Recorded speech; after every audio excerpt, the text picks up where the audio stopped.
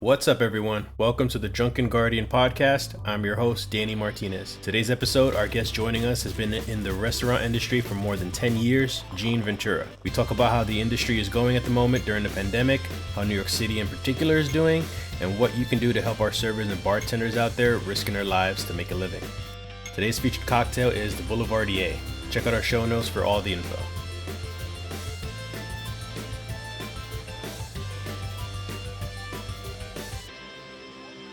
Hey guys, welcome back to the show. And today we got me and Gene here with us today. Gene here, we had him in the previous episode talking about some gaming stuff. And today, since I know Gene, he has some bartending and bar industry background stuff, I thought he'd join back with us today and talk about the bar industry. Welcome back. Hey, thanks, man. How you doing? Hi, everybody. Yeah, as Dan had just mentioned, I am a bartender, been a server, runner, barback, uh, shift supervisor. Pretty much covered all the bases in the restaurant industry. So I've got at least over 12 to 13 years experience now. So yeah, here to mix it up with my friend Dan. Yeah. Thanks for coming. Yeah, man. Yeah, so I thought I'd do something a little bit different for this episode. I know one of our biggest focus on the show is gaming, but with a slight twist of the cocktail stuff, which I hope they enjoy it. But I really also want to touch on a little bit of the bar industry, just mostly because of our experiences with the bar industry and the presence there.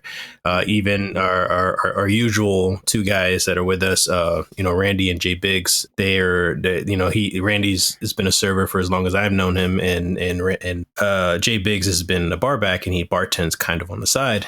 So I know it's affecting a lot of people, especially down in New York. For those people who don't know, I'm originally from New York City, and that's how I met Gene. He's down there right now.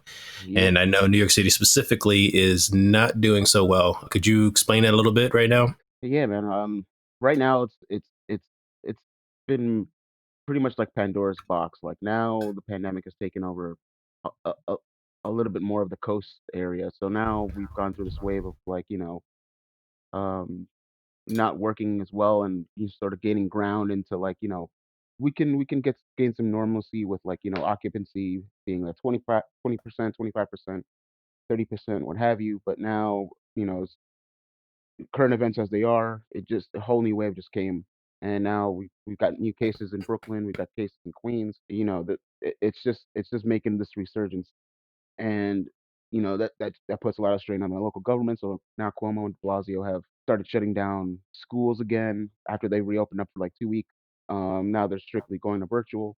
That that being said, the restaurant industry isn't doing too well either. So that they're closing down the majority of bars and restaurants on mostly just fines and occupancy rules. So that it's really taking a toll on the industry. So I know they had when they started to open back up a little bit, they what you Hmm. mentioned, the 20-25% capacity. I Hmm. know majority of those restaurants and bars, they required them to be outdoors even, right? They couldn't even come indoors.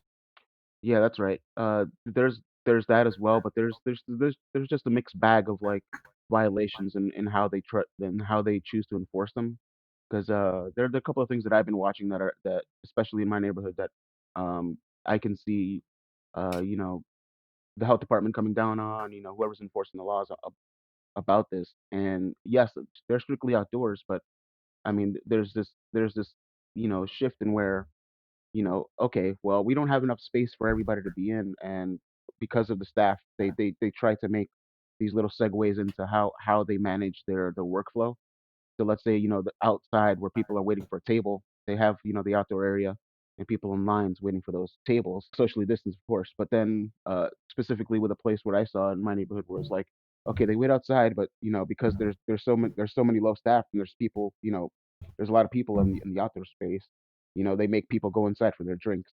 So like, people go inside and pick up their drinks in order to bring them outside if they wanted to wait in line still. Which, yeah, I'm not really too sure on the actual regulations on because before, they had a moratorium for, you know, public drinking. So like you could be outside on the sidewalk having your drink. I don't know if that's still going on or not, but it it it, it begs to the question of like how they enforce these things. So like You could have people drinking on the street, or you could have people inside getting their drinks, and that piles up. So people inside is like the thing, aside from the work staff. So those are the things that I've been picking up on recently on how they choose to enforce these things. Yeah, so it's not so black and white right now with the way everyone is handling or dealing with the policies and stuff for all this.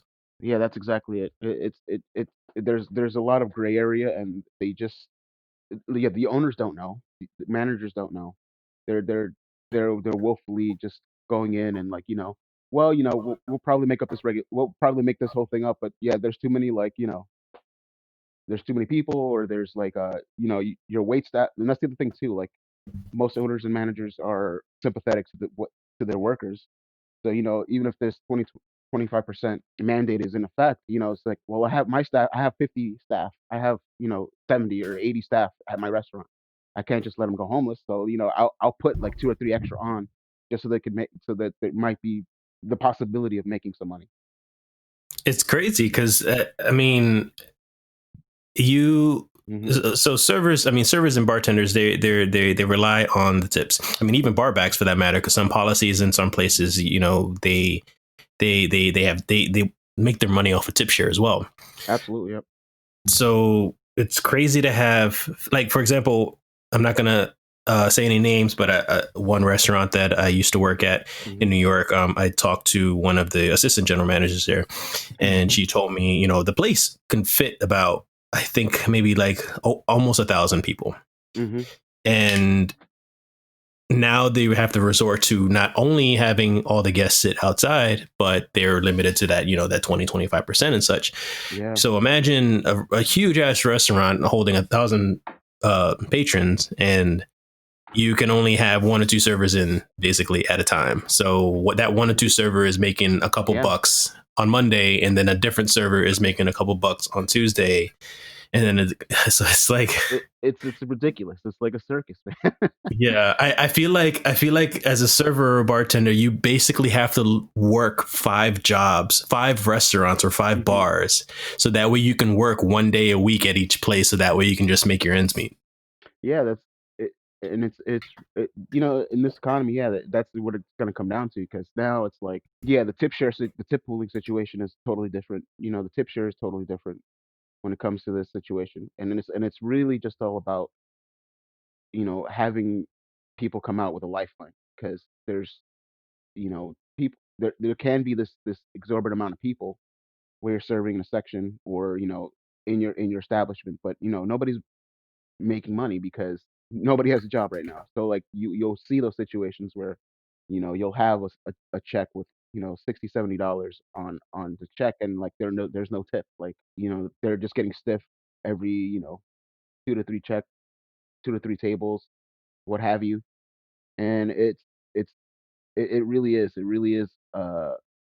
taking a toll on the industry. So that brings up one of the questions that what is our main topic for today, which I wanted to talk about is, Hmm. you mentioned the whole tip thing, how people are being treated, or specifically how servers, bartenders, barbacks, how the industry in general is Hmm. being treated by those patrons during this pandemic. Because one of the points that I wanted to make was, imagine you lost your job and you finally get back on your feet. You find some Hmm. restaurant job that's willing to take you. You're working 2 3 4 days a week. You're making some Right. Yep. money to trying to get by. And now with this pandemic even shutting down New York for the second time, you may be losing Hmm. your job yet again. There are some high class, high end restaurants right now who are completely Hmm. shutting down after being open for like, 10, 20, 30 years right now. So I can't imagine even the smaller stuff right now, and they're struggling. There's also the issue of, insurance policies. They're not Hmm. going through, and they're not getting paid. So, but to focus on specifically right now, the patrons, Hmm. how do you feel about the patrons, the way they're acting stupid with the whole mask policy and the Hmm. tipping policy and all that stuff? What are your thoughts?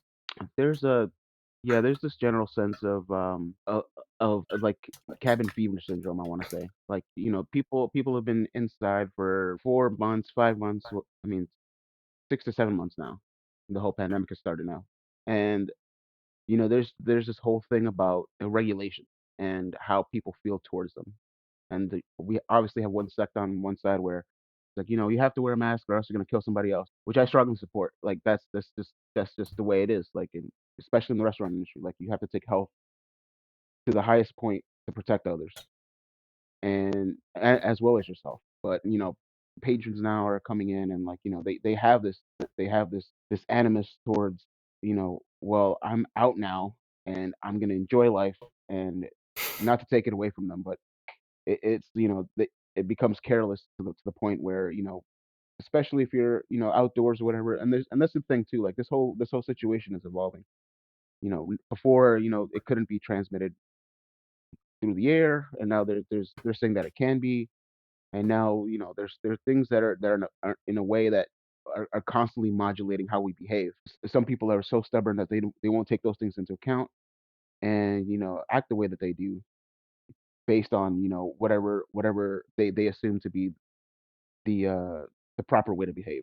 So in this instance, though, I think that people are just tired, or they're fatigued about the whole situation. So that in that sense, their behavior is becoming just really disregardful of others, and especially the wait staff. So the wait staff specifically, because now they're people who are they're people here trying to make money, trying to support their families, and They're they're taking the brunt of it all. yes, like now they're in this position of, okay, well, now I have to go out there and risk my life in order to make money because there's no other way to do it. And there are another sect of people coming in and saying, you know what, I'm finally getting out of this, this all this bullshit, and I'm here. I'm gonna enjoy this, and I don't give a shit what anybody says. And I just want a drink. I want a thing. It's like if it's not coming out the way that I want, then there's this how do you say it? There is entitlement. Yeah, There's an absolutely. entitlement there. There's an entitlement there. It's like now I've been through something too, and now I'm out, and now I will get whatever I want, whenever I want, how I want it. And that but these this is not the time or the place to be it, because now we're in a situation where people are dying.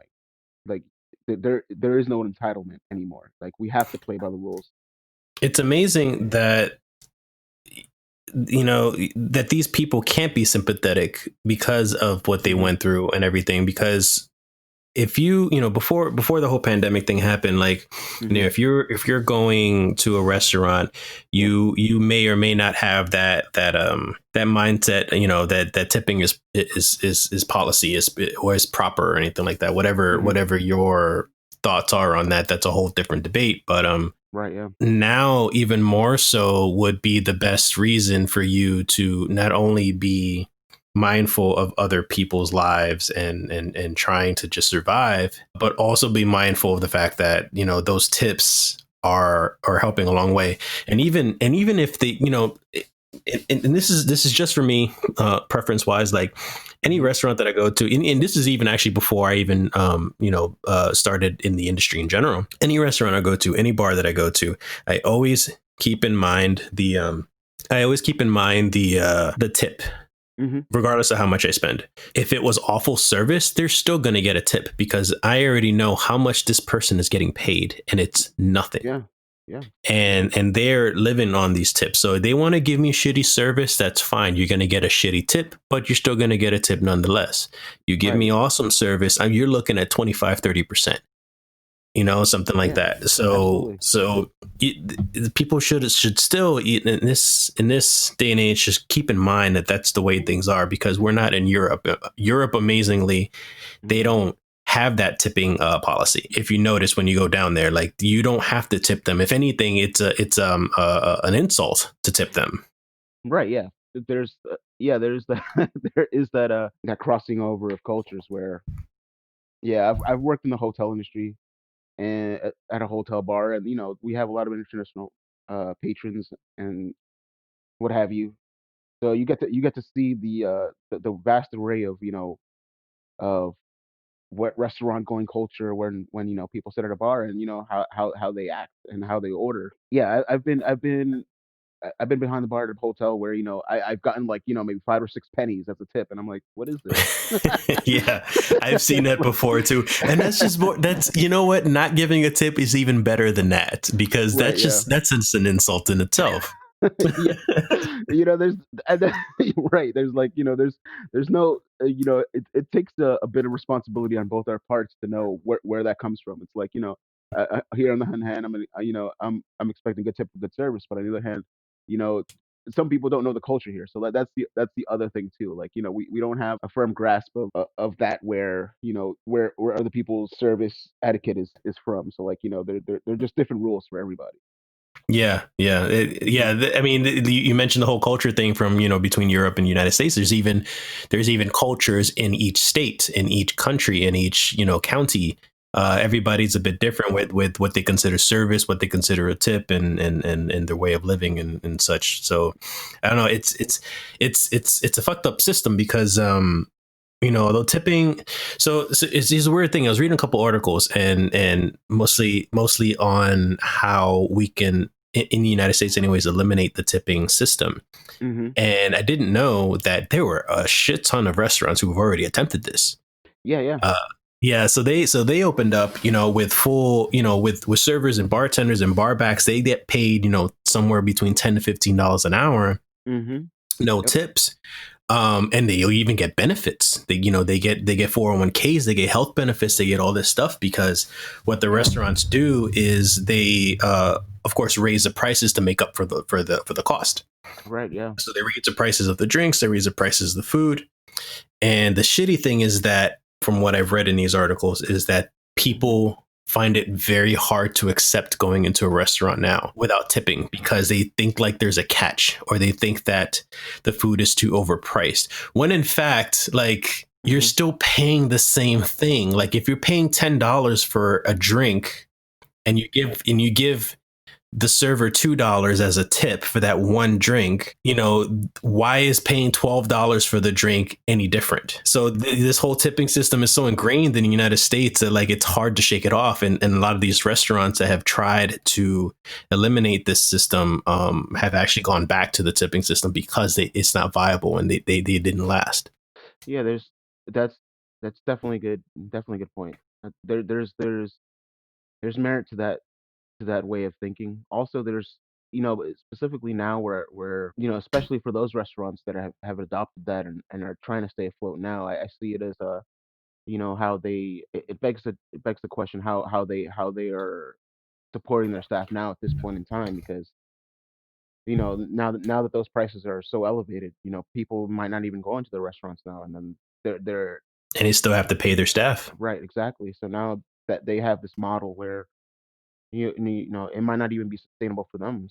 I mean, before, like, pre-COVID. So I mean, and it's also another question to the culture itself. Like, when people are now that those restaurants have adopted that type of system, and there was that sort of like, there was that sort of shift going on in the industry, especially here in New York, where, they were going to get away from, the tip share system, and just have a flat rate for those types of, restaurants.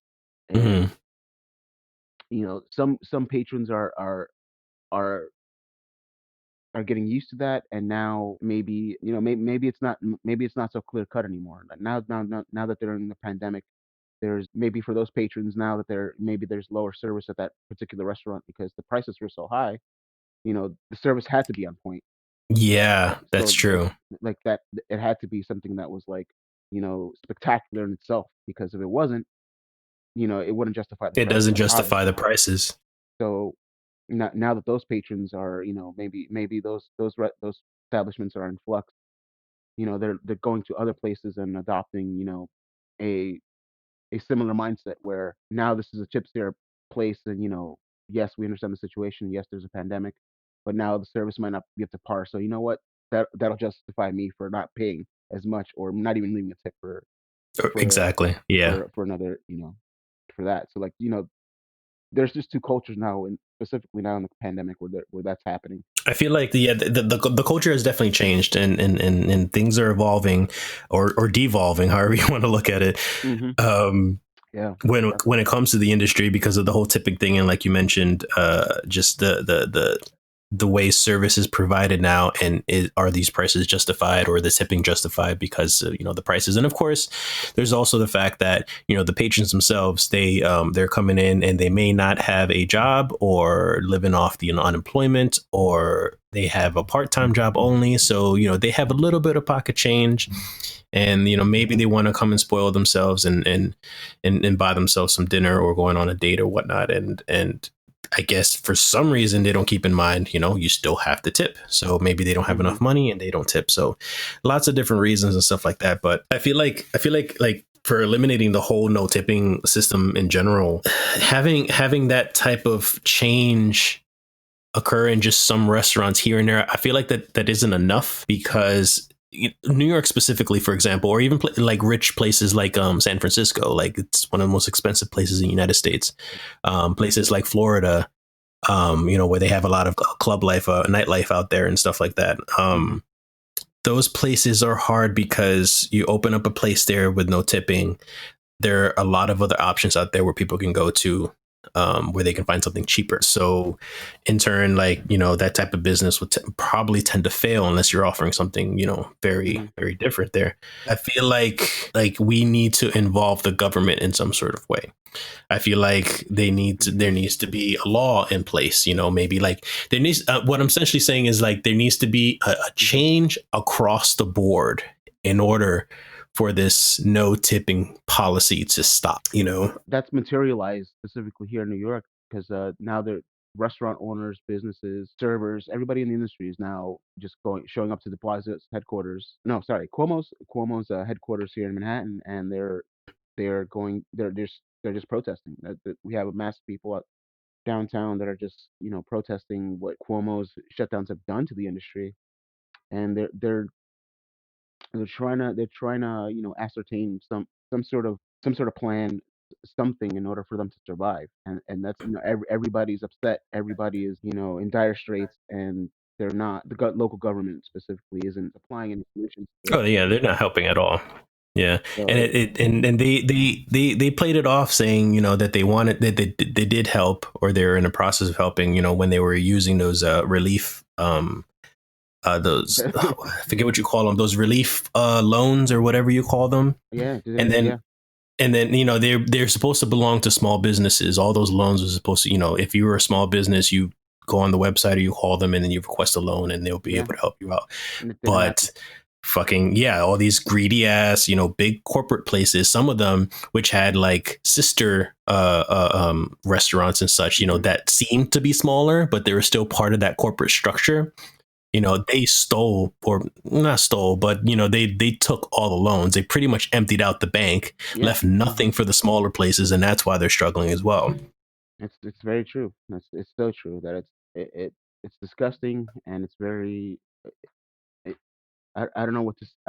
I can't further my distaste in with like the words that I'm about to use, but it really is. It's a travesty that working class people have to resort to, you know especially during this time, especially during something that's catastrophic in this way, to have to essentially beg for funds, because this is how the city is held up.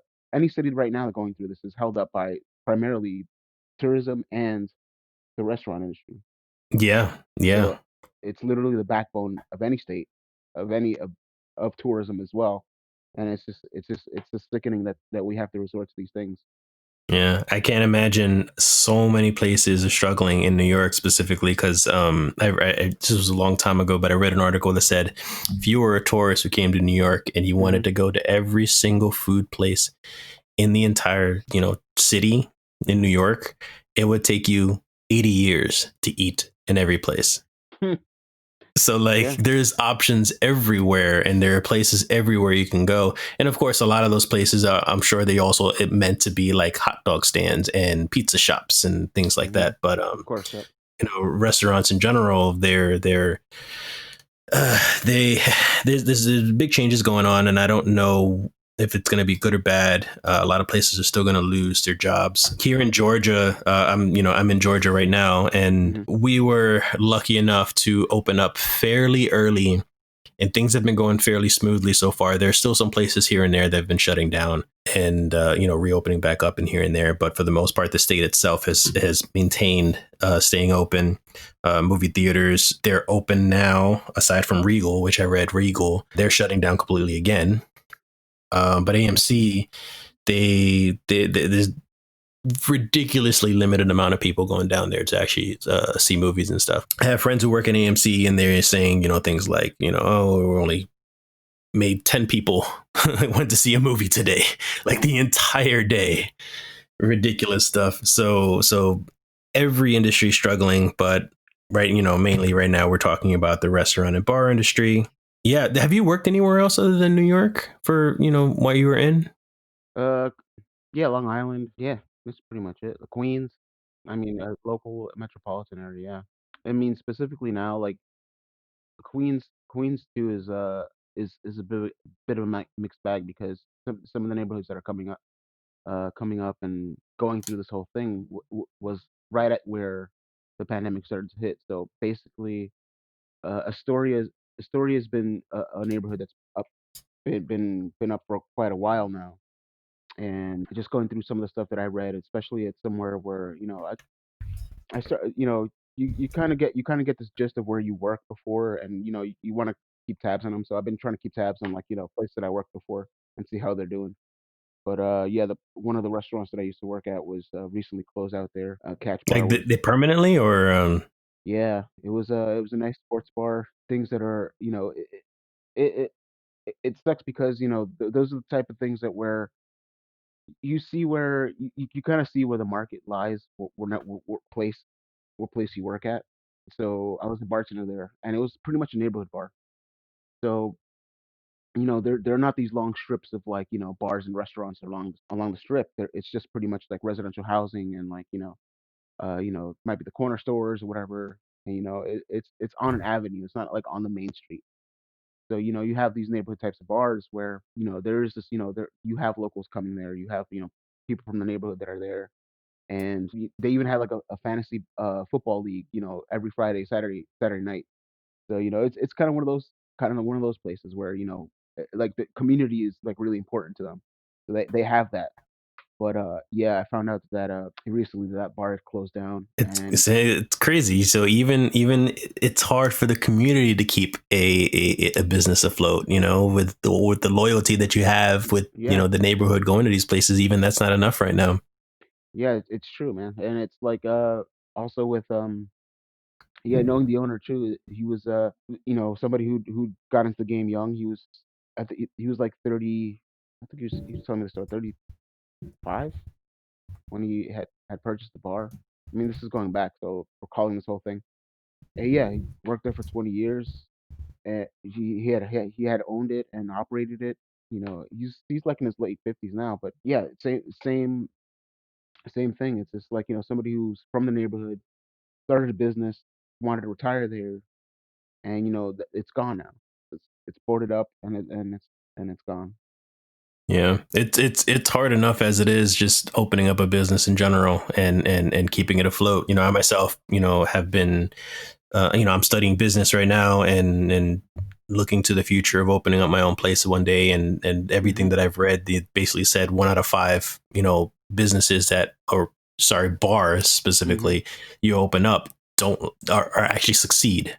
Hmm. Yep. So like 1 in 5. So that's like ridiculous amount of places that get shut down Hmm. within the first, I believe, somewhere around 2 to 5 years. So they don't last that long. So it's like, imagine opening up that place, planning on retiring because it's doing well, you're doing okay, and then all this stuff happens. Yeah. It's crazy, and yeah, that's mostly the information that I wanted to get out to everybody. Is just keep in mind, if you're going to go out and enjoy yourselves, if you're lucky enough to have any bars or restaurants that are open, please, please, please just have some consideration for these people who are risking their lives, and Absolutely.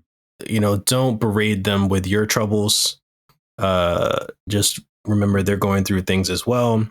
A lot of the policies and stuff that they are enforcing, such as the mask policies and stuff, aren't their own policy. Whether you agree or disagree with the whole mask thing in general, Yeah. if you're entering a place that says they have that policy, either put the mask on or go somewhere else. I'm sure there are other places who don't really care as much. If you're going to this place and you're really adamant about dining at this place, and you're fighting about it, there must be something good about this place. So maybe you should stick with their policies and just do what they say. It's and the thing is like for the most part, like, if you're entering a restaurant like me, I in my head I automatically assume right away any restaurant that I go to, I've already been, around the Applebee's, I've visited IHOP, I've visited Hooters, I've visited it's this Brazilian steakhouse all around Mhm. town, and as soon as I walk into this place, I automatically assume they want my mask on.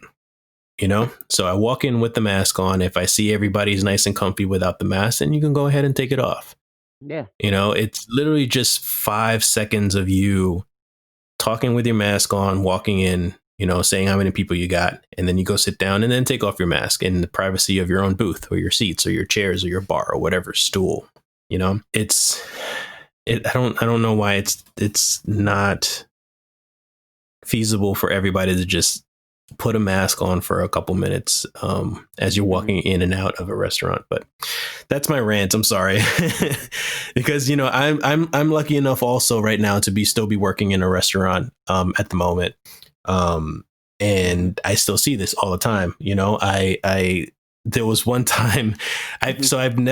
I've never ran into someone myself personally, what they call the Karen during the pandemic anyways, There's a vast variety of Karens now. There's just like you can make flashcards now. the different species of Karen. Yeah. Well, I saw one of them a couple Mhm. of weeks ago. Like I was managing, and I came up to the hostess area Mhm. just to help out because they were getting swamped and there was a lot of people in Mhm. the area. So right now what we're doing is, if there's a wait time, we have them wait in their car or they can wait outside. So I don't know how it happened, and I'm not stressing over that either because sometimes shit gets away from you. So Mhm. no shit on the hosts. Right, right. But I walk up to the front and there's a crowd of people just waiting at the waiting area.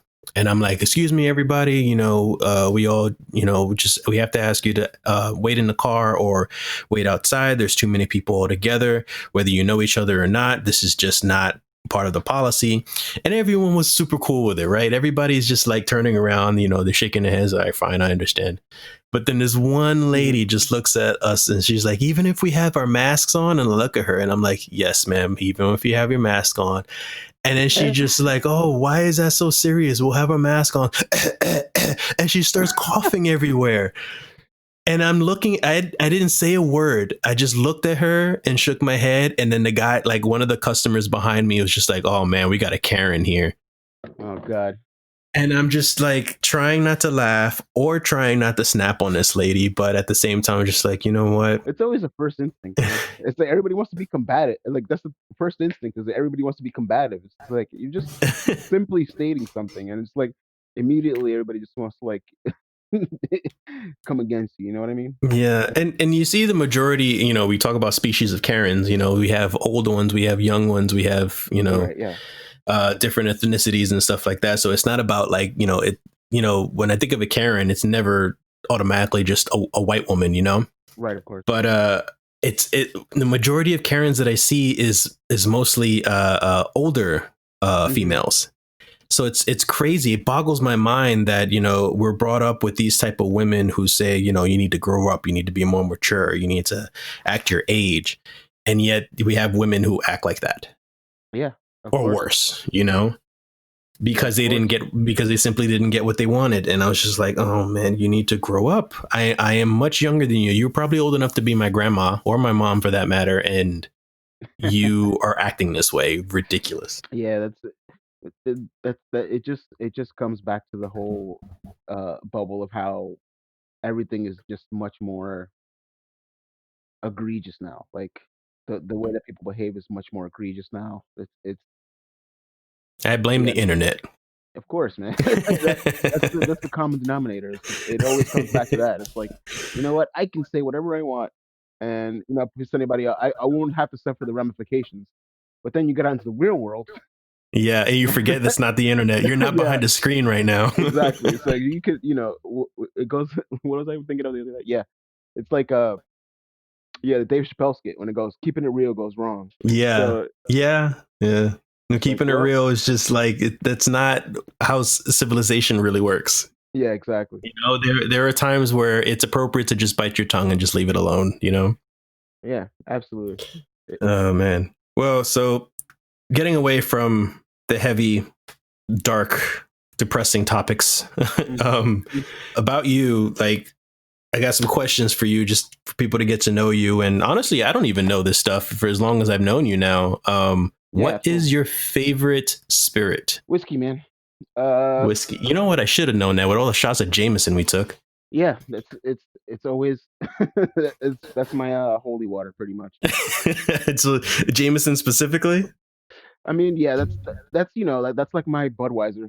I mean, I don't want to say it that way because it's Yeah. kind of demeaning to Jameson, but Yeah. Yeah. um, I drink it on the regular because I like the taste and it's that smooth. But it's also no, there's just a vast variety of whiskeys. Like you're always encountering something that you might recall, and it's memorable. Like there are things that are in whiskey where like that in my travels and patroning bars and going to tastings where you have something that is not always the same. Like there are just so many varieties of it. Like and like I can pinpoint that now every time I taste something new. Like Yeah. Yeah. it's I mean, always that comes with evolving. just experience too. Yeah. Yeah, of course. I mean, not to say that any other spirit isn't that same way because they are, but it's just a preference of mine. And I'm always pleasantly surprised when I find something that I enjoy and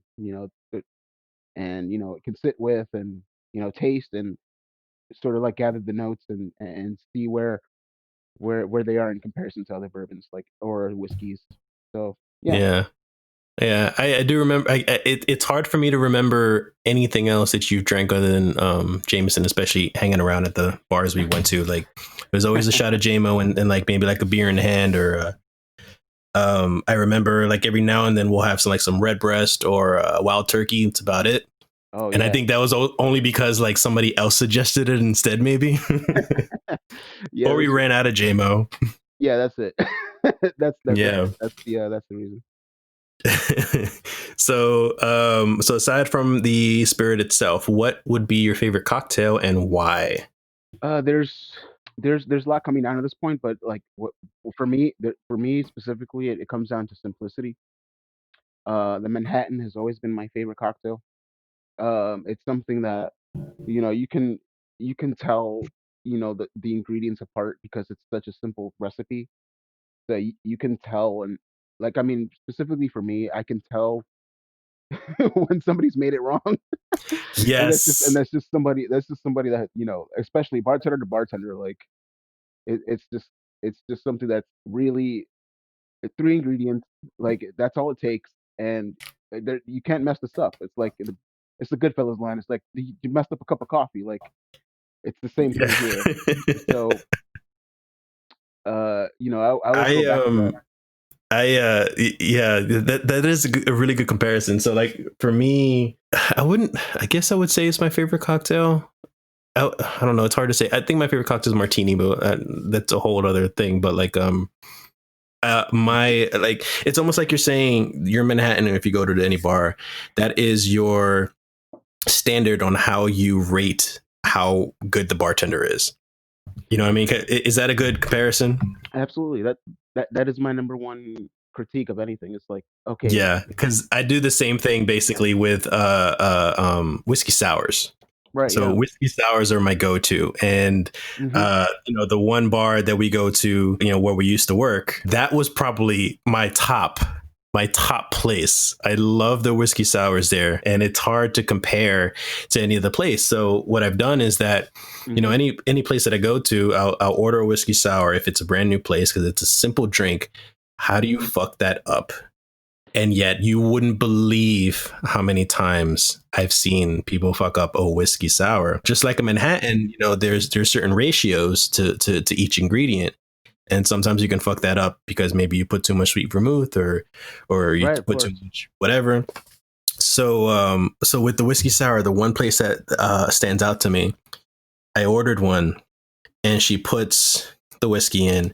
She puts in what I also don't really, I'm not crazy about, and but I understand it's also cost effective. Is it the Hmm. sour mix? Right, yeah.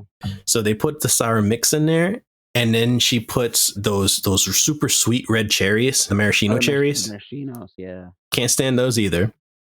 And then she puts soda water in it. Oh no, man. And it was on a tall glass. So like I ordered a whiskey sour. It Oh my comes in a god. freaking highball glass with soda in it. And I just stared at her for a bit, and she's like, "Oh, you need anything else?" I'm like, "No, Yo, man. perfectly fine. I'm good."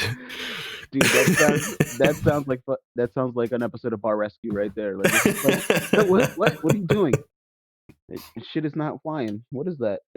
Yeah. Yeah, so yeah, there are some good places, there are some bad places, but yeah, Manhattan, that's a good standard. That is a good standard.